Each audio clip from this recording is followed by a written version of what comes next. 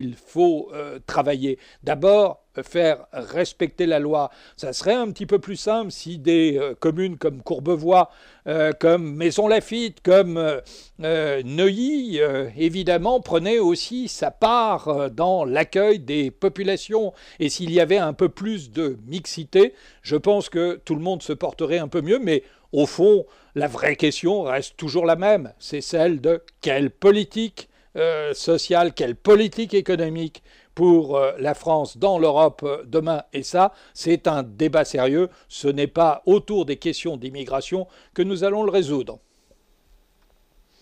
Allô? Oui, Marc. Oui, allô? Non, c'est toujours Régis.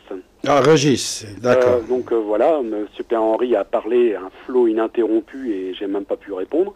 Donc, tu n'es pas là pour répondre, tu es là pour poser des questions. Ah oui, donc j'ai pas le droit de répondre. Voilà, oui. C'est très unilatéral. Ouais. Mais je vais quand même simplement mettre le doigt sur quelque chose. Vous voyez, M. Pierre-Henri, vous avez tourné mon intervention dans le sens finalement du vieux couplet qu'on nous resserre à chaque fois, c'est-à-dire que c'est le bouc émissaire, c'est comme au temps de l'Allemagne, hein, c'est le sale juif qui vient prendre notre boulot. Ouais, en fait, vous m'avez un peu rabaissé à ça. Ensuite, vous avez toute une rhétorique pour dire que finalement, s'il y a autant de problèmes ici, par exemple en France, à Paris, en Île-de-France, c'est parce que les 20% de logements sociaux sont pas respectés. Mais les 20% de logements sociaux, ils sont pour qui? Ils sont justement pour les gens que vous défendez, que vous voulez faire venir ici. Ils sont pas pour nous. Moi, je peux pas accéder à ces logements sociaux. On me dit, ah, vous dépassez un plafond, ah, vous avez pas assez de gamins, ou je ne peux pas accéder à ces logements sociaux. Non, il n'y a pas suffisamment de logements sociaux aujourd'hui. 15 ans, des oui. Français, hein, oui, vous avez raison. quelle que soit leur confession ou oui. leur origine ethnique. Il y a des gens depuis 15 ans qui attendent un logement social, qui ne l'ont toujours pas. C'est vrai. Et puis il y en a qui arrivent, les primo-arrivants, comme vous dites, qui sont logés aussitôt. Alors comment voulez-vous que ça se passe bien allons, mais qu'il y ait des politiques... Vous êtes pour la préférence étrangère, en fait. Vous n'êtes pas pour la préférence vous êtes pour la préférence nationale. Monsieur Pierre-Henri. Oui. Est-ce que je peux intervenir quand même? Bien sûr. Oui, parce que je vous en prie, c'est pas moi qui fais. Mais vous devez écouter. Comme nous savons toutes et tous, actuellement il y a certaines idées, comme j'ai dit tout à l'heure, qui dit même Marine Le Pen va arriver au deuxième tour.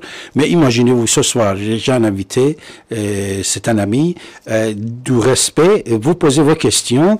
Ne soyez pas un peu comme ça, comme que tout le monde pense comme vous.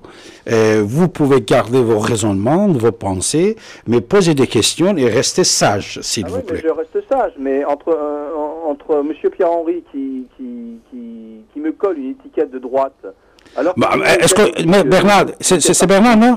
Oui. Toi-même, déjà, tu avais dit que tu étais de droite. Oui, non, mais et toi-même, par exemple, si tu vas voter Marine Le Pen, c'est pas le but de le dire. Avec tes arguments, on peut savoir de quel côté tu es. C'est pas grave. Tu as tout à fait le droit de rester à tes principes, pas de problème. Ce que je dénie à M. Pierre-Henri, c'est ne me connaissant pas, me coller une étiquette de droite. Il sait pas.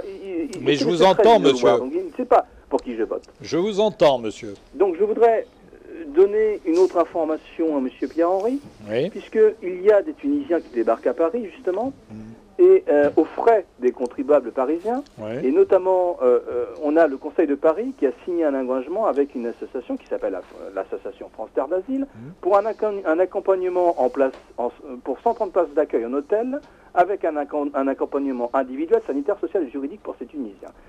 Le coût pour les contribuables parisiens, 92 000 € sur un an. Il y a une autre association, l'association Aurore, qui a été aussi financée par la mairie de Paris.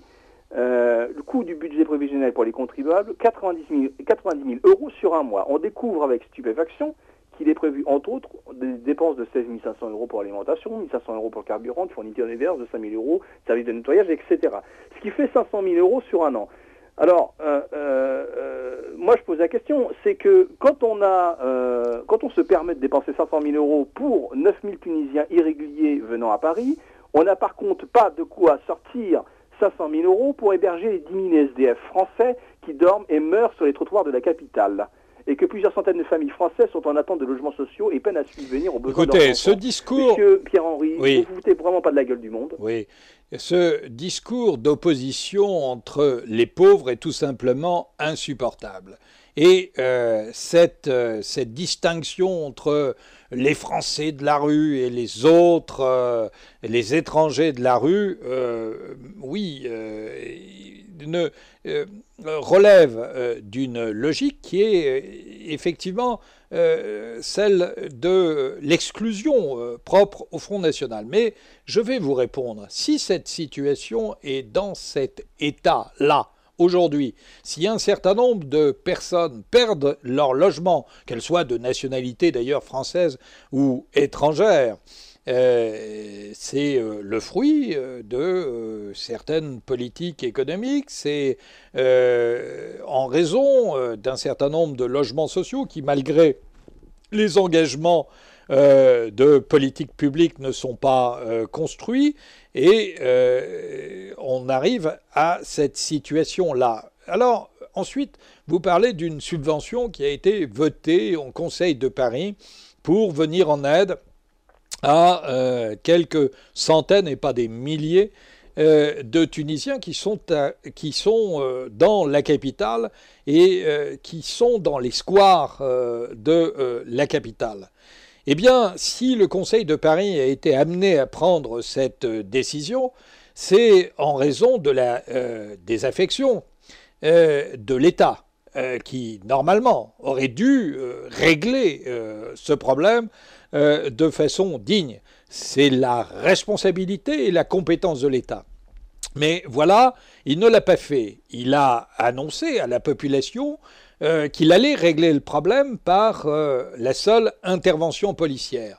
Et ça fait 3 mois que ça dure. Et ça fait 3 mois que la police intervient, arrête un certain nombre de Tunisiens, les met en garde à vue, et puis, dans certains cas, les reconduit par avion privé du côté de la frontière italienne vers Vintimille, ou les remet en liberté parce que tout simplement ils sont détenteurs d'un titre de italien, carte de séjour italien. Et donc je dis évidemment que ce n'est que cette gesticulation et cette intervention policière coûte très cher aux contribuables, et que d'autre part la politique d'abandon du gouvernement à l'égard de cette population coûte également très cher. C'est-à-dire que lorsque l'on laisse des gens dans des conditions infrahumaines, errer dans les villes de Paris ou dans les squares, sans pouvoir se loger, sans pouvoir se laver, sans pouvoir dormir, en étant en totale insécurité pour eux-mêmes, eh bien on crée de l'insécurité pour tous. Et donc, la décision du Conseil de Paris est d'abord une décision de sécurité et de dignité, de sécurité pour l'ensemble de la population et de dignité parce qu'il faut aussi réfléchir un peu plus loin que le bout de son nez, se dire qu'en traitant dignement cette population, il y a aussi un peu de l'image de la France que l'on joue. On n'a jamais dit qu'on allait recevoir de façon permanente ces personnes. On dit qu'il faut les accueillir dignement puisqu'ils sont là. Les accueillir temporairement, dignement puisqu'ils sont là. Les aider à repartir par l'intermédiaire d'une aide au retour conséquente, de façon à ce qu'ils puissent rentrer dignement chez eux, en articulant ça avec des plans de formation professionnelle et avec un travail sur le développement de la Tunisie, je l'ai dit tout à l'heure. Ça me semble être une politique de bon sens et une politique de sécurité publique. Le mot sécurité devrait résonner à vos oreilles et normalement devrait faire écho. Merci M. Pierre-Henri. Nous sommes avec M. Pierre-Henri, directeur général de France Terre d'Asile. Et vous écoutez votre radio ici maintenant sur 95.2 FM, également sur Facebook. Vous pouvez nous regarder en direct, mes chers amis, et sur Internet, ici maintenant.info. Vous pouvez nous regarder comme vous regardez à la télé.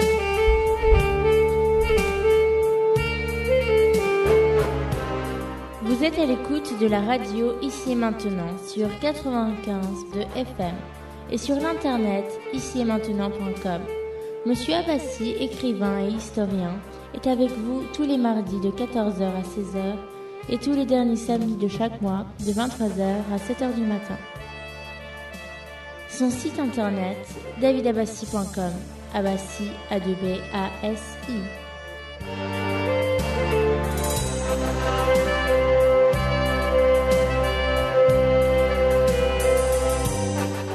Comme vous le savez bien, depuis déjà plus d'un quart de siècle, grâce à la radio Ici et Maintenant et son fondateur, Didier Deplège, vous avez la parole et vous pouvez vous exprimer en composant le 08 92 23 95 20. 08 92 23 95 20.